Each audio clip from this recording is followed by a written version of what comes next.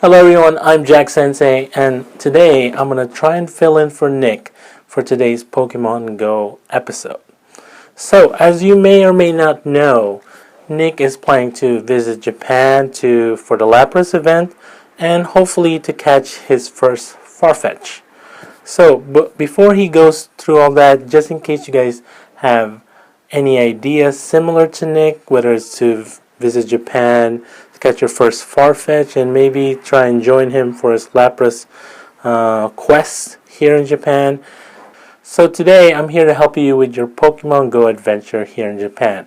So for today's episode, we're going to talk about the best places to go to play Pokemon Go while learning about Japanese culture, seeing some Japanese scenery, all these beautiful things. So why don't we get started? So the best place to go to play Pokemon Go in Japan is probably Shinjuku. Shinjuku is the transportation hub central here in Japan. If you're looking to catch a highway bus because you're on a budget, or if you're looking to catch a train that will take you to a station that will get you to ride a bullet train or Shinkansen, Shinjuku is a good place to go. Shinjuku is also a very heavily Pokestop area. It's hard not to turn around while you're playing and not bump into a Pokestop every 2 or 3 steps. So it's that great. But the thing is, it's also a very touristy area, and since it's a transportation hub central, it's pretty much not recommended for you to play Pokemon Go because chances are you're going to end up slowing the person right behind you, and you might make them angry. So Japanese people do not appreciate you blocking their way when they're trying to get to work or they're trying to travel to their destination. Just a little bit of word of advice.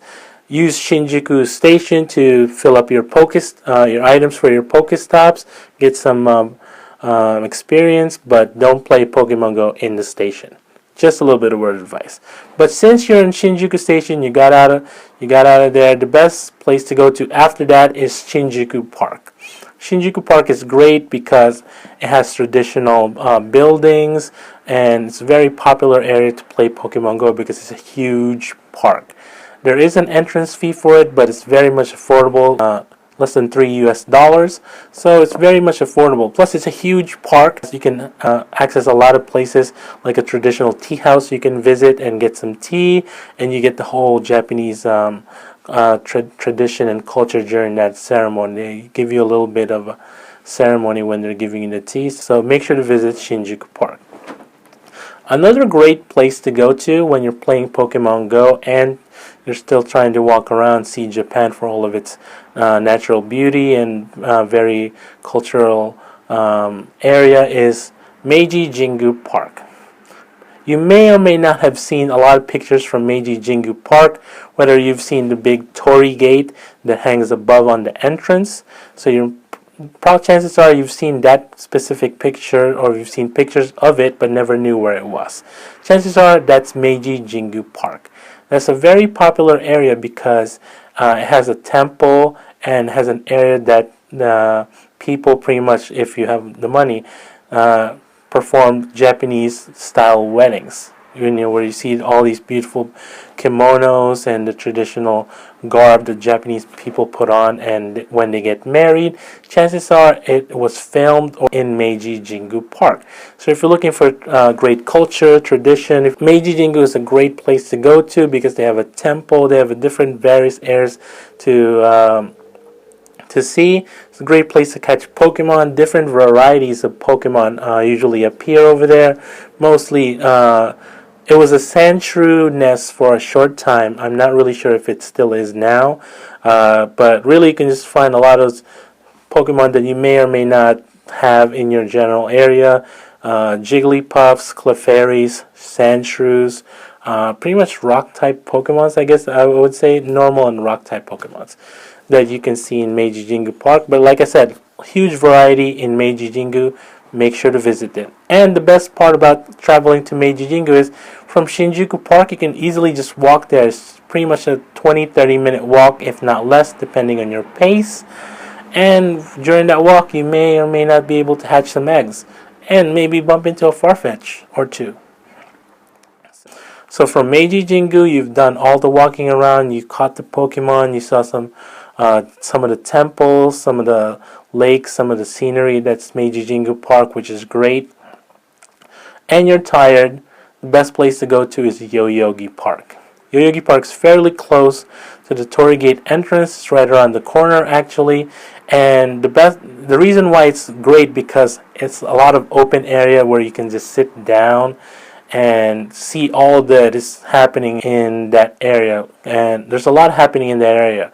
There's usually musical practice, band practice, dancing practice, people are playing frisbee, all these kinds of stuff. It's a great place to just go if you want to catch Pokemon, take a break, and people watch at the same time. So that's the reason why it's great to just go there. And there's a fountain there. You may or may not be able to catch a Gyarados or a Blastoise, some water type Pokemon basically. That's the first half of Yoyogi Park where you can sit down, relax, chill if you're looking for a break. The second half of Yoyogi Park is actually a sports area where you can play soccer, basketball, and other various sports. There's also a stage over there where they usually host local events. Local events like food festivals, national festivals like Thai festival, Philippine festivals, Spanish festivals, all these kinds of nationality festivals, and they usually have foods over there. And during that time, people are taking pictures, they're taking videos and all that stuff, and that's prime time for you to play Pokemon Go, but because there's heavy cell usage during that time. The events usually happen during the weekend, so if you're looking for a prime time to catch some Pokemon, try and do it during the weekend. That way you can hit Shinjuku Park, Meiji Jingu Park, and then Yoyogi Park. Hey everyone, so as I was editing this video, I literally just forgot another great place that I want to recommend when you want to go play Pokemon Go, and it's for a huge reason. So, if you have time, it's a little bit out of the way. It's about an hour away from Shinjuku and the central Tokyo area. But if you have time, take the train and go to Tokyo Teleport. Tokyo Teleport is the location where you can find the giant life-size Gundam. And I'm not talking about like a 6-foot Gundam. I'm talking about like the 100 feet type Gundam that towers all over you. You can take a picture with it, and the Tokyo Teleport area is also a great shopping area. It's really just a really long beach where you can go shopping, and you can also play some Pokemon Go. And what's great about the area is it's still I have no reason, I don't understand why it hasn't changed yet. It's still a Magnemite and a Voltorb nest. It still has Machop cluster spawns in that area, and there's also a huge variety of Pokemon. There's some chances that you might find a Jinx in there, Scyther, a lot of 10k type Pokemons that you may not be able to find or catch in your area. There's a lot of rare Pokemon spawns here, mostly just 10 kilometers. There's been Lapras sightings, Dragonite sightings, Charizard sightings, and all the 10-kilometer X Jinx, I believe. I did catch a Jinx here. So Tokyo Teleport, I was going to say Odaiba. It's located in Odaiba in Tokyo, but the train station, the train stop that you're looking for is Tokyo Teleport. So make sure, if you have time and you want to see a really cool Gundam that's life-size, go to Tokyo Teleport, see the Gundam, catch some Pokemon, and if you want to farm some Magnemite, Voltorb, Machops, and maybe some 10-kilometer eggs, make sure to visit Tokyo Teleport. Okay? Alright, back to the original video. Alright, the last place that I would recommend to play Pokemon Go in Tokyo is Ikebukuro. Now, if you're a huge Pokemon fan, you wanted to go to Ikebukuro because there's a Pokemon Center there, and it is great. It's huge, but be aware it's a very tight spot, and there's a lot of narrow hallways to get to some area, to get to some of your favorite stuff in there. So And be aware of super long lines. There isn't a, just be prepared. It's going to be super crowded, and some items go by fast. So if you're looking for exclusive stuff, make sure to call and ask to see if they're there. They can hold it for you. But Ikebukuro is great because you can visit the Pokemon Center. If you're a big anime fan, J World Tokyo is also close by, and it's great. It's sort of like a mini amusement park for anime and manga. They show you manga panels from Naruto, Dragon Ball Z, One Piece, Bleach, Toriko, all these kinds of different popular animes that is airing and showing right now. So make sure to visit the Pokemon Center in Ikebukuro and the J World Tokyo if you still have the time.